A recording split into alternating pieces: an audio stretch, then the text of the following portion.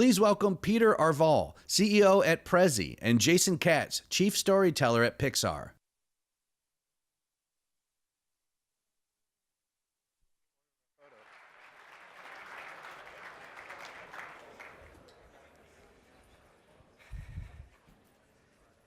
Hello. Hello, everyone. Great to see you all, and thanks for joining this session on visual stories that sell. My name is Peter Arvai. I'm the CEO and co-founder of Prezi. Our users have created the world's largest database of publicly available presentations. We're the only company that's competing with PowerPoint and Google and Apple version of slides, and we do something completely different where you can put all your images on one canvas and show the relationships between the ideas. And we work with people like Salesforce, TED, and we've also seen that among the 85 million people who have started to create presentations like this, one of the biggest trends in telling effective presentations is telling stories. And through that, I've gotten to know a lot of other people who tell stories. One of the most exciting conversations I had a few months back was with Jason. So I'm really excited now to be talking to you guys together with Jason and showing you how similar the storytelling techniques over at Pixar is to how our users also are finding their way into storytelling. And about Jason, well, he's spent the last 23 years creating some of the most famous movies of our generation. So he's been with Toy Story, with Finding Nemo. Most recently, he co-created Coco. And so you may have not recognized his face, but I'm sure you've seen several movies where his name was in the credits. So this is super exciting to be doing this joint session. What am I missing? No, that's good. That's yeah? Good. Yeah. Okay. And if you want to tell a really great story, it's all about the preparation, really. And so we have three things that we want to give you guys today that can help you in being well prepared. First of all, you need to focus your story on a takeaway message or a central idea that you want to leave people with. Second, you need to build a structure that's going to convey this idea, a structure that has things in a certain order. And then last but not least, you of course have to take advantage of that one opportunity that you have to make an emotional impact. So those are the three things we wanted to cover with you. We believe that all of you can do this, and why don't we just get into it? Yeah, let's do it. I'm just trying to figure out how to sit in this chair because it is. You can't really do this. These are way too high. So I'm just going to awkwardly do this. I'll talk. I hope that's all right.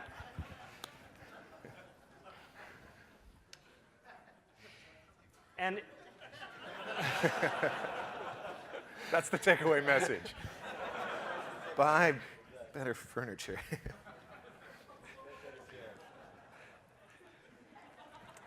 You just created so much body awareness for me now. Okay, so so the first part here, finding your takeaway message, is really similar to creating a blueprint for a house. This is where you need to identify the purpose of the story that you're about to tell.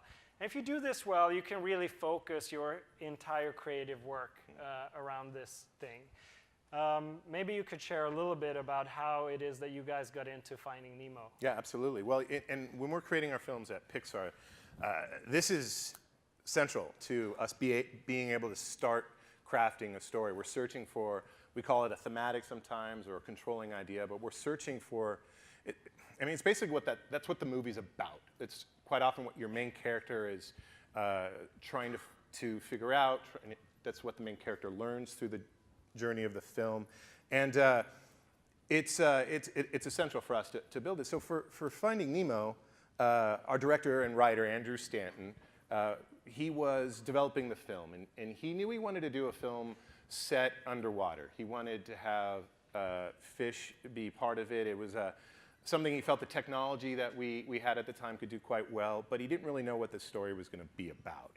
And at the time, he was a new father. He had a son, and his son was about 5. And he would go off with his son and would notice that he wasn't quite the parent he wanted to be. He wasn't kind of the calm, fun, just go with the flow type of parent he envisioned himself. He was frightened. He was scared all the time. They'd walking down the sidewalk on the street, and he's, no, get over and hold my hand. And they go to the park, and he's like, don't climb there, or don't put that in your mouth. And he started asking himself, is this fear keeping me from being a good parent?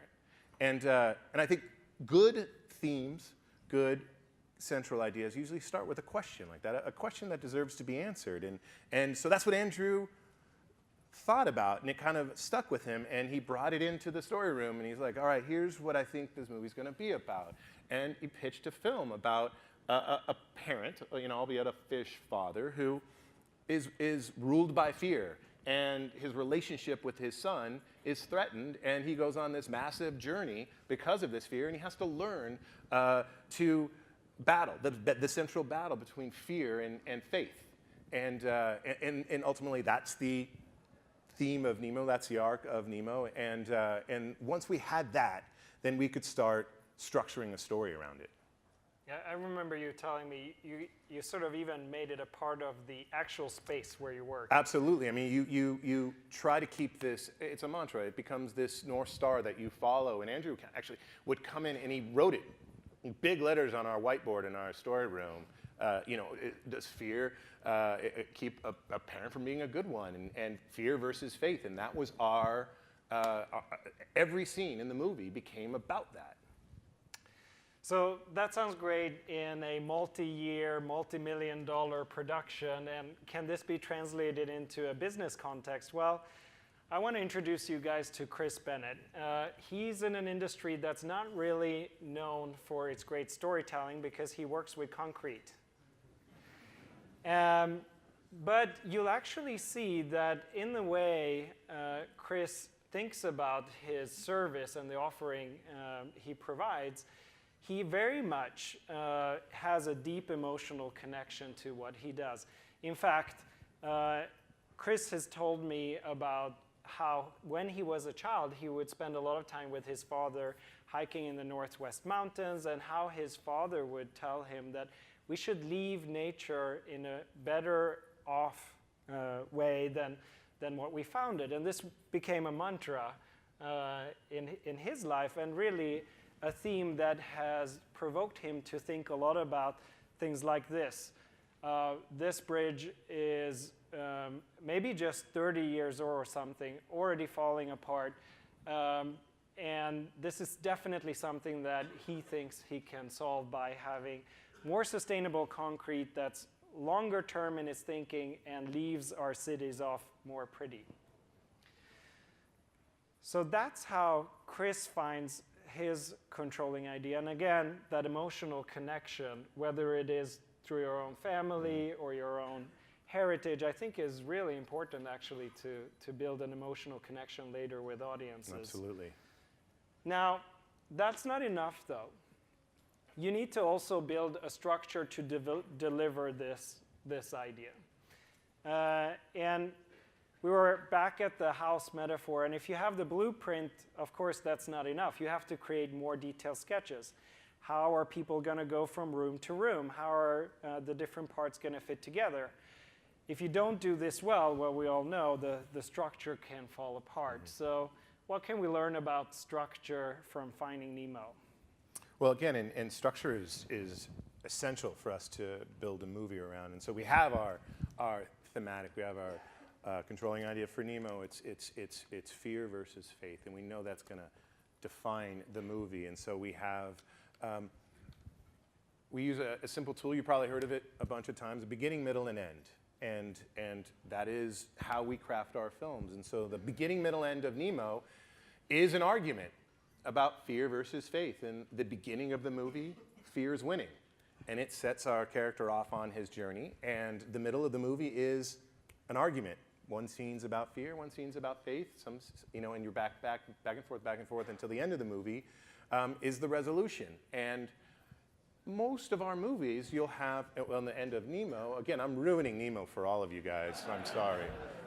The end of the movie, faith wins. And so most of our films, this question is present. Most of our films will start with one side winning, and the resolution is the other side winning. But that's how we use our beginning, middle, and end. And now that structure holds true for each scene. Each scene we have a beginning, middle, and end. And so this is a scene we just pulled out when we were talking about our examples. This is the opening of the film. And so the opening of the film starts off, we meet Marlon and his wife Coral, and they are new parents. And they have all of these eggs, and they're living out in the drop-off.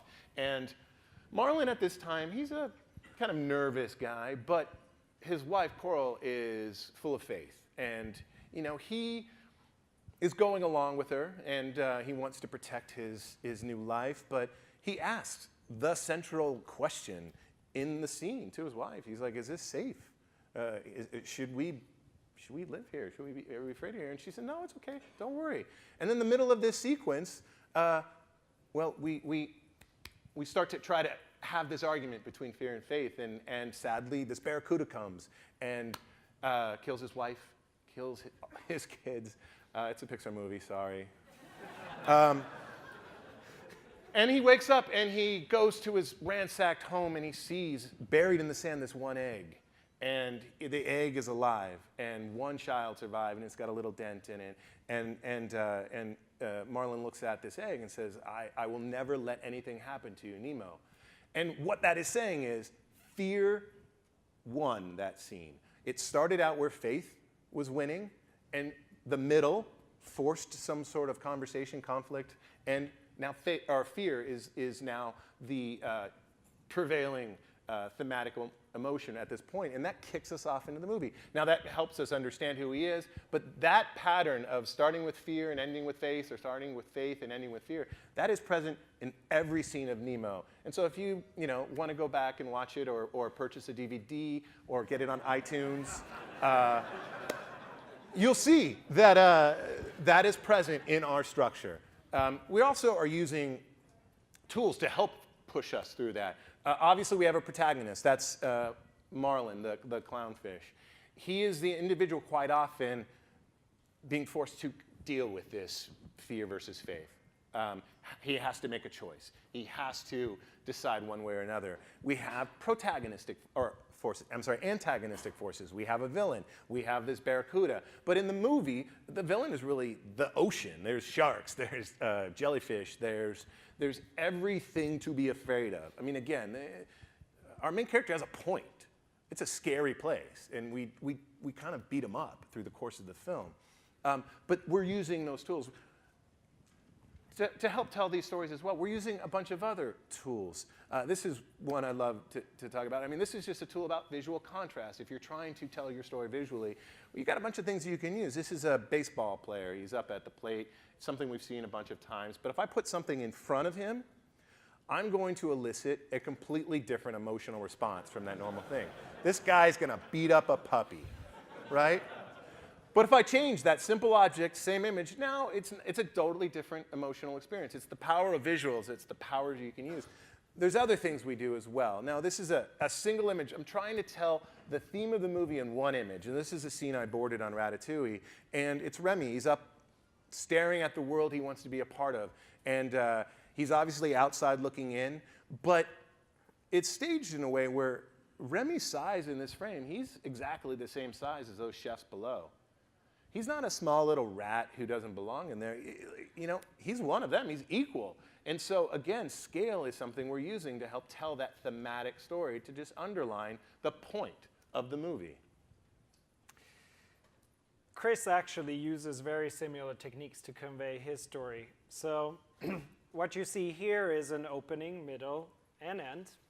And you can see that actually in the case of Chris, we have a little bit of a different type of hero. We have a concrete building that's been standing beautifully for over 2,000 years over in Rome. And then we have a villain, in this case, cold weather, that cracks the concrete and does all sorts of nasty things. And he, by the way, follows a very typical pattern that we recommend for people to do when they do a customer presentation in the form of a story.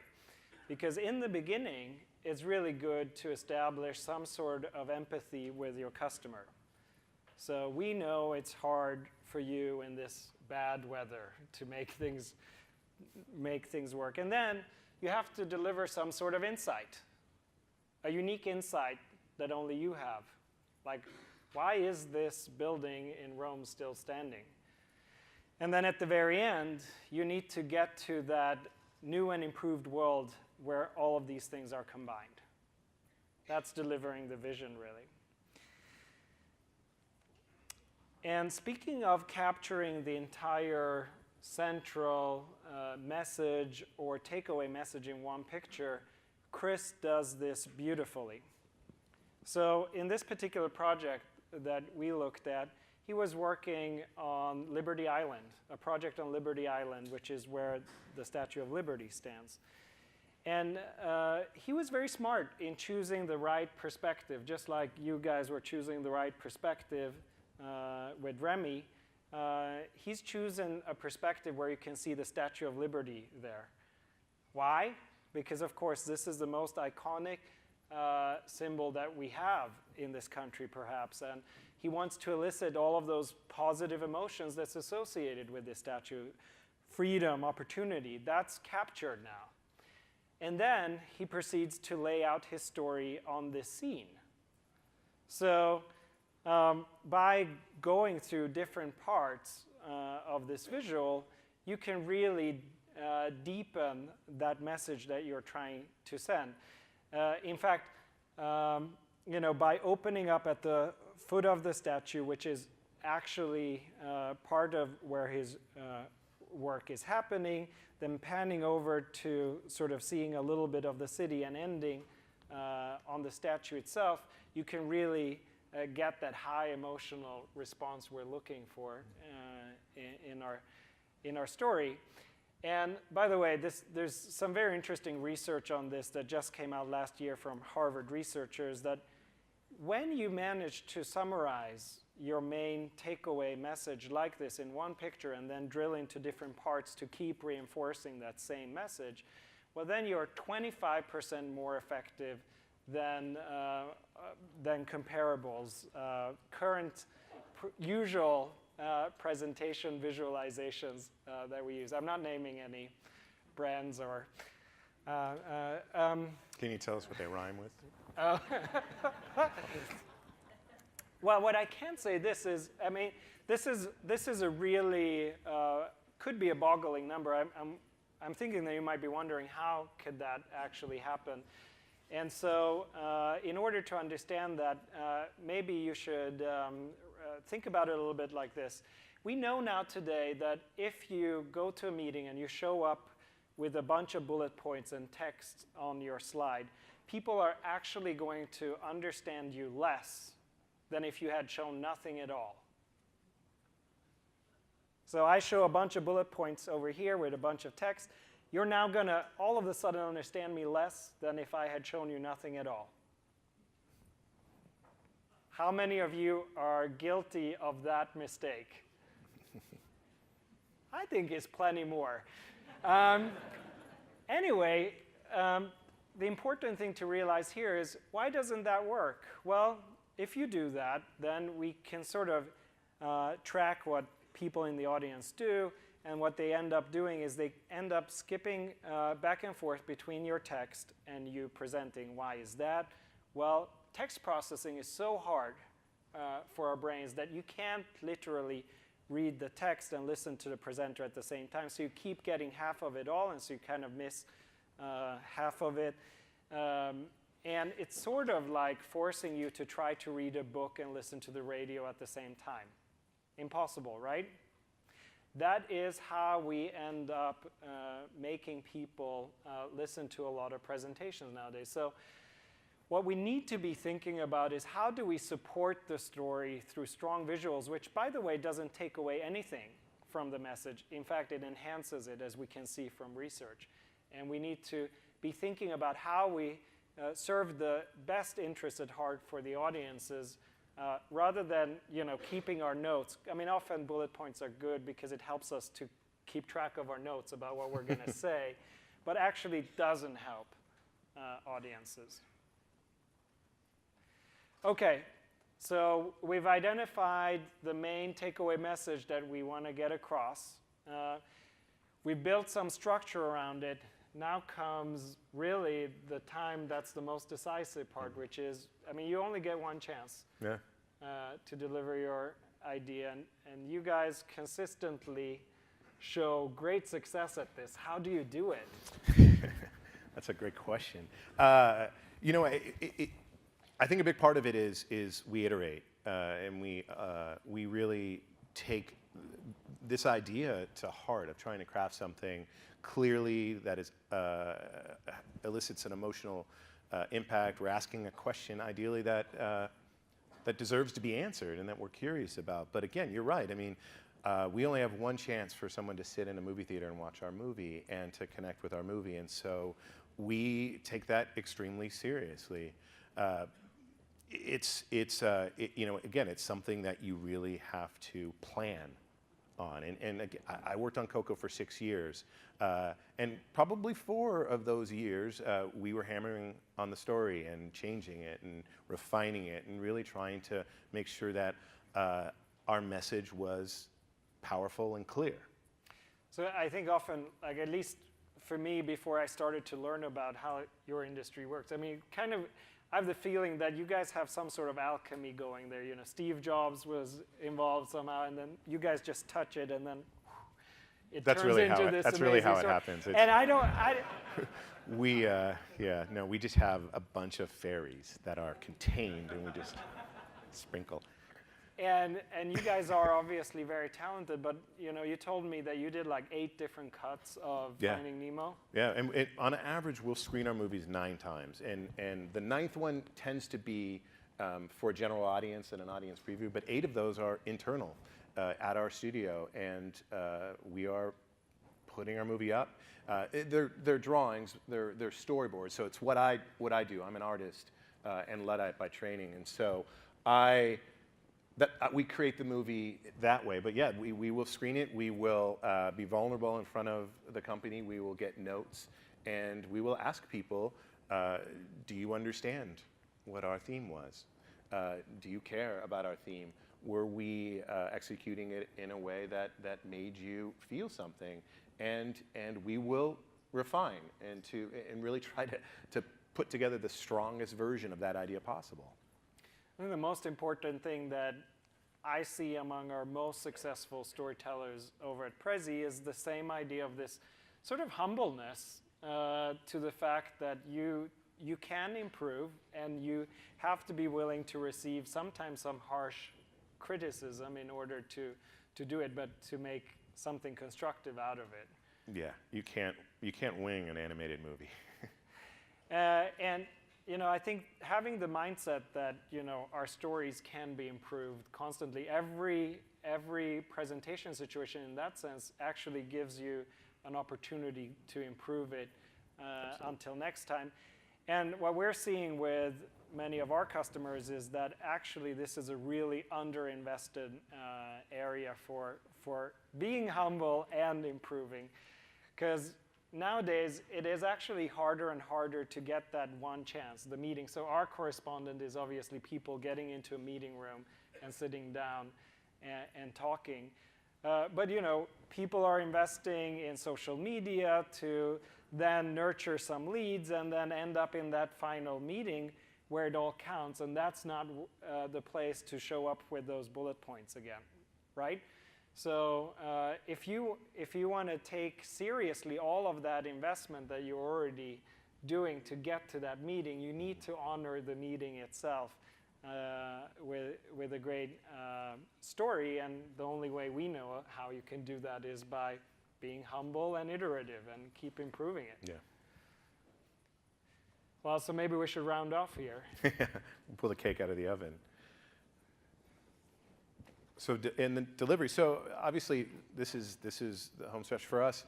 I'm going to show you, again, I'm ruining the movie. I'm going to show you, we started talking about the beginning of Finding Nemo. Now I want to show you a scene from the end of Finding Nemo. And again, to remind you, our theme was fear versus faith.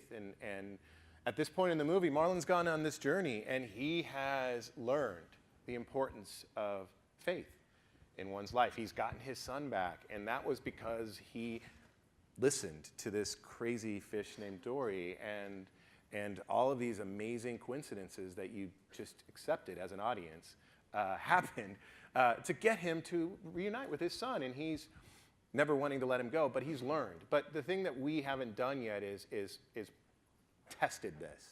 And so this scene, again, is the climax of the movie, and it's got a beginning, middle, and an end. The beginning, obviously, is a Marlon now who believes in faith, but he's still a little fearful, but he believes in faith. And we have a middle where we're going to throw something at him to test him, and then we have an ending. And the ending now will finally decide who wins this argument in the movie. So we'll just play this for you, but you keep an eye, see where we're playing with those thematic shifts, or that thematic battle between fear versus faith. Turn around! You're going the wrong way! Ah! Look out!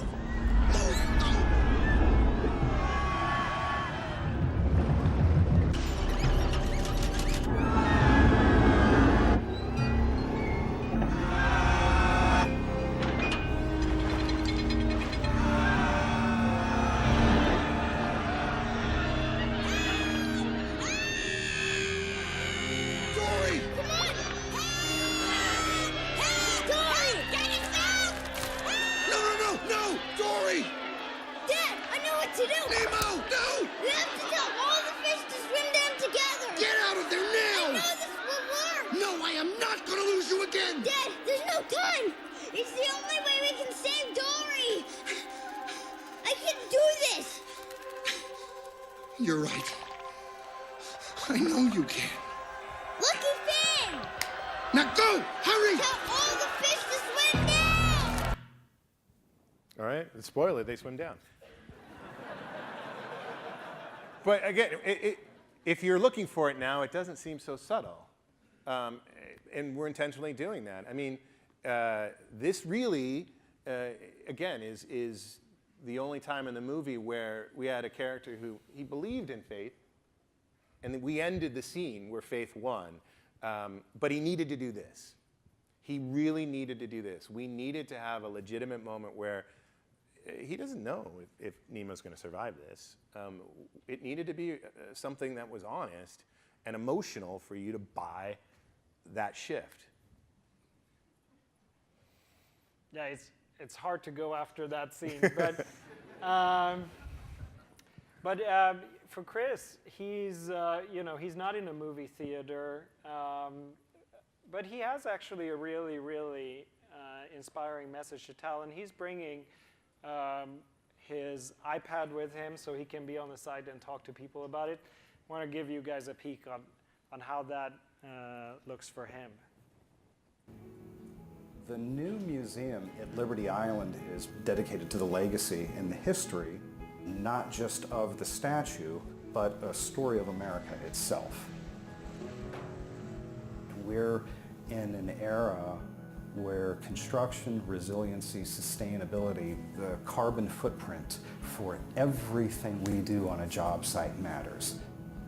When you're communicating new technology, new ideas, new solutions, the synergy of work is there. The 11,000 people that are in my organization, the professionals that are learning the craft, can now take the Prezis that I give them and use the same tool all the way down the chain. in my line of work, if you're not innovating, you're falling behind. Concrete doesn't need to have an expiration date. That's not sustainable. That's not resilient. Likewise, the way you communicate should mirror the way you approach your business. Prezi is something that advances with you. I think this is a great project. I love how Chris can take innovation and apply it to a large-scale project like the Liberty Project, and we can actually see the things that scientists and chemists are doing in the lab enacted in real life, and to see that whole process, and to think that it all came around and came about, through a common vision that was shared, on a tablet. That's really something.